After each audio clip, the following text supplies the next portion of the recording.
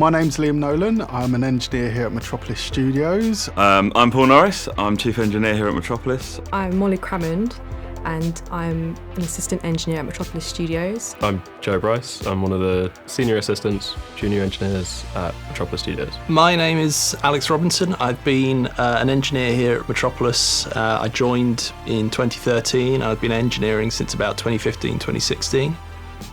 Very fortunate here, we get to work with some amazing artists, so kind of it's, you name it, it's been through this desk. For me personally, I guess my biggest career highlight so far, I recorded some tracks on Adele's 25, so Hello was all done through this desk, and you know, one of the big breakthroughs in my career was Clean Bandit's Rather Be, so that was all through this desk. The Black Eyed Peas, Stormzy, Rihanna, Future, I don't know, you go into the charts and they've probably had some form, you know, of using this desk. I mean, I've done a lot of sessions in here over the years on this console, and I think some of the highlights for me, a lot of the live to vinyl sessions that we've done in here, are really great use of the desk because we're using it to record and mix at the same time.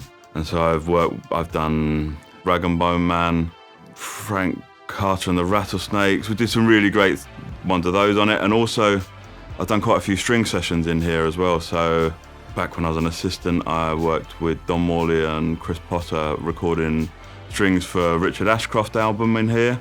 I also assisted on a session for an Amy Winehouse track on strings in here. I've been working with SSL products pretty much my entire career. I started at Metropolis as a runner and then progressed as an assistant, so I trained on SSL consoles. When I first started, we had 3 SSL consoles across the 4 studios, and we've expanded that, and now we have SSL in every room.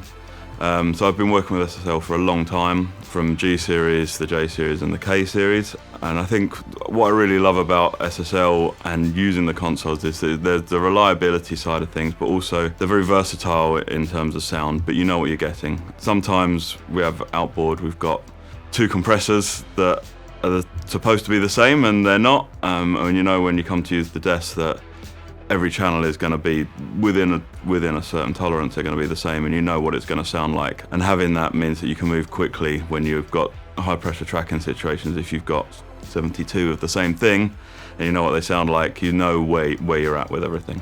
Studio A, we've got this lovely J series, which for me is a slightly kind of cleaner, you know, signal chain, and we do a lot of the kind of string sessions, bigger sessions in here. It's got more flexibility than the G in terms of routing options when we're doing the massive sessions as well. So it kind of covers a lot of the bases for us. And then with the G next door in terms of, you know, a kind of raw tracking console. I mean, the G actually for me, I think you can make a case for being one of the best consoles ever made. There's a reason why you go around the world and they're still in studios. I think when mixing on the console, it really puts you in the moment with that track.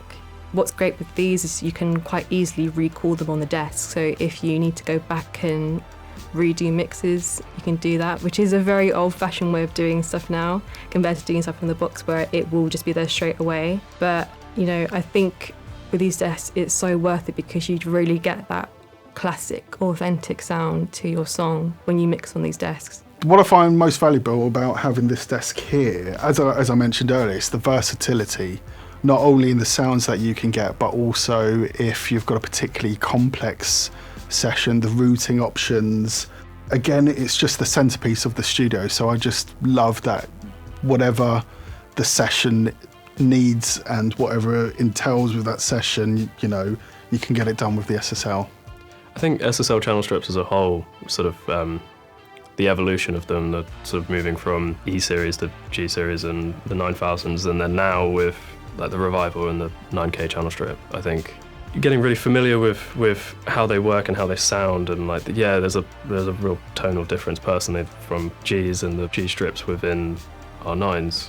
They just sort of, you find their place within each thing. I think it becomes almost an extension of like, oh, this is natural, this feels familiar. And they're not like, it's not aggressive when you don't want it to be aggressive. It can be, and it can be sharp, but it always comes down to versatility for me.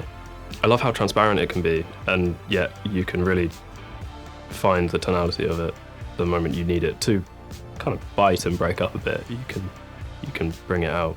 It's great. But the real advantage on the J series and the K series is just there's so much headroom. You can record really quiet sources and really get enough gain without getting into the world of clipping and distortion. But also you can drive them if you want to. I did a session in here a long time ago recording drums for Ed Sheeran, and Johnny McDade was producing, and he really wanted the hi-hat to be a bit crispier and a bit dirtier, and we did that by just cranking up the input on the mic pre and turning the small fader down so that our send wasn't clipped in the digital side. Again, with the kind of all analog thing, it really inspires the artists as well. You get a different reaction when they're playing and they're, you know, putting down takes. With the flexibility of it and the quality and, you know, clean EQ and great preamps just allows you to kind of dig in and get a great sound. I'm so used to the SSL mic pre, though. To me, they sound great. You can get real clarity, detail, transients. How far you push it, you can get some grit or get it a really clean signal. It's the versatility in the mic pre's.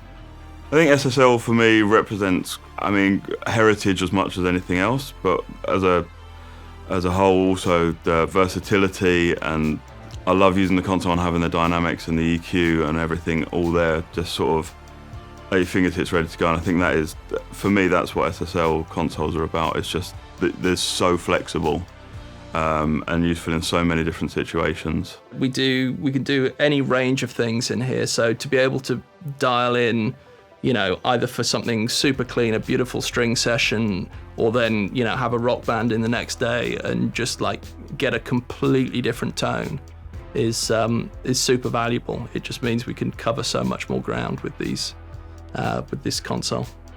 Specifically about the dynamics, the auto gain and all that sort of thing makes it so easy to use. I quite often just put it in and the meter's not even moving, but just by doing the smallest amount it can really bring a sound forward. And obviously then you can still use it to shape a sound as well by getting into the fast attack and changing the release times and that kind of thing. But I also love using the gates and the expanders, maybe not in the sort of traditional way they were used to completely gate on a drum, but on like room mics, for example, it's great to be able to make them pump using the expanders and have that sort of effect from them.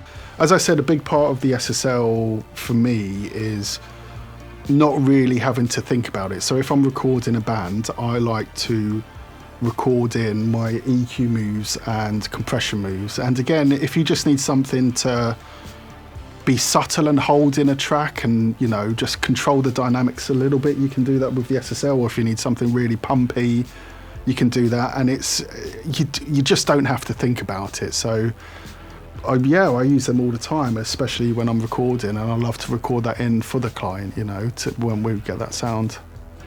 From a mixing point of view and having a nice channel strip, but not have all the heft and all the extra stuff that you don't necessarily need with a full kind of frame console, I mean, that looks great. And the kind of layout and everything is all the familiar stuff that you would come to expect with SSL. I mean, most people in the industry coming through, you know, instantly recognizable. So when it comes to mixing, I must admit for a long time I've been predominantly all in the box, but I have recently gone back down the rabbit hole of like using analog gear, and it is amazing when you have some really nice analog gear in the chain. So I do think it's really, really beneficial to have some really nice outboard over the mix bus. There's a certain sparkle, I guess, I don't know, clarity you get with outboard on the mix bus. And I've been experimenting with a really nice lead vocal chain using outboard again. So now that I can get a 9K channel strip in rack format, I think that's amazing because it opens up the SSL sound to a whole broader audience of consumers, home studios. I don't necessarily have to have this desk to get the sound that I'm familiar with, so I think it's fantastic. In the mix environment, analog still makes sense, and sometimes it's really nice to be hands-on with things, and sometimes the right project is going to be better being done in analog because you can make those decisions and you can commit to things, at least in terms of using a DAW as your main thing. I think having outboard that you can use as inserts is great at being hands-on with EQ. You might not necessarily do in the box. I think when you work in the box, people tend to be maybe more conservative than if they're using outboard, because they're looking a lot at numbers rather than listening to things and just turning things till they sound right. The moment where I'm the most invested into a session is when you're hearing someone pour their heart out into a performance, and whatever they're singing about is irrelevant. And I think when you've got an artist that their emotions are coming through, our job is successful when we're able to bring those feelings to an audience. I think it's important having something at the heart of that studio that works however you want it to and just becomes an extension of that performance, extension of what you're trying to achieve. And the SSL 9000 series just works however you want it to and does a great job doing it.